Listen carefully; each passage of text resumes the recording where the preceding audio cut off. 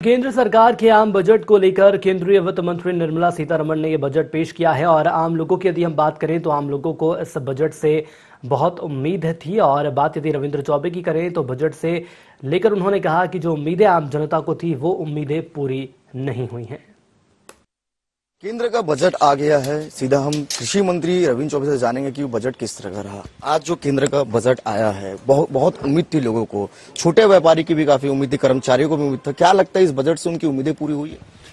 अब व्यापारियों को या छोटे उद्योगों को तो काफी उम्मीदें थी, लेकिन हमें लगता है कि छोटे व्यापारियों के लिए तो कोई बात कही नहीं गई है। कुछ जीएसटी में रिलैक्सेशन की बात कही गई है, तो उनको पैसे से कोई छूट मिला है ऐसा नहीं है। उनकी समयावधि में कुछ रिलैक्सेशन की बात कही जा रही है। उद्योगों के बारे में कोई बात नहीं कही गई है। इंफ्रास्ट्रक्चर के जो डेवलपमेंट की बात हुई है तो केवल सड़कों और नेशनल हाईवे पे अतिरिक्त राशि की बात हुई है, और उसमें भी ये राशि उन राज्यों में ज्यादा दिया जा रहा है जिन राज्यों में होने वाले चुनाव हैं। वेस्ट बंगाल में, तमिलनाडु में, असम में ये राशि का विस्तारित किया गया है। हमारे लिए तो छत्तीसगढ़ का नाम ही केंद्रीय वित्त मंत्री जी भूल गई हैं। और जहां तक सवाल किसानों का है, इस बजट से हमें भी बड़ी उम्मीदें थी। माननीय प्रधानमंत्री जी कहते हैं कि हम 22 में किसानों की आय को दुगना कर देंगे। अब किस तरीके से दुगना करेंगे, कुछ तो राशि का प्रावधान कर देते। डीजल में चेन बनाने की बात कह देते। हमें किसानों के जो उत्पाद है उसके लिए मार्केटिंग में कुछ पैसा ज्यादा खर्च करने की बात कह देते। मैं समझता हूं कि बजट इन सारी बिंदुओं पे लगभग मौन है।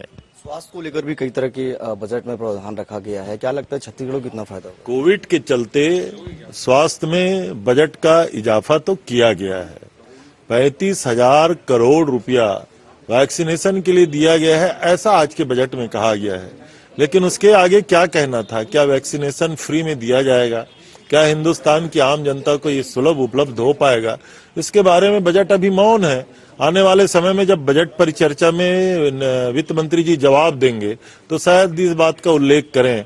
लेकिन हम उम्मीद कर सकते हैं कि अगर इतनी राशि का व्यवस्था किया गया है तो गरीबों को और विशेष रूप से पूरे हिंदुस्तान की आम जनता को वैक्सीनेशन फ्री में किया जाए। महंगाई पहले से ही वैसे ही बढ़ रहा है। गैस सिलेंडर के दाम बढ़े हुए हैं, पेट्रोल डीजल में कृषि सेस लगा दिया गया है। क्या लगता है इस बजट से कुछ महंगाई कम होगी कि और बढ़ेगी? केंद्र सरकार के आय का सबसे बड़ा स्रोत तो पेट्रोल और डीजल का सेस ही है, और उसमें फिर से टैक्स लगा दिया गया है तो महंगाई तो इससे बढ़ेंगे। डीजल की जितनी कीमतें बढ़ती जाएंगी, महंगाई उसी रेशियो में बढ़ते जाता है। तो हमें लगता है कि आम उपभोक्ताओं को इस बजट से कोई राहत की उम्मीद नहीं करना चाहिए। क्योंकि आप भी मंत्री हैं, आपसे ये जानना चाहूंगा मैं कि ये बजट से जो लोगों ने उम्मीद किया था, राज्यों ने उम्मीद किया था, क्या वो उस उम्मीद के अनुरूप ये बजट नहीं आया है?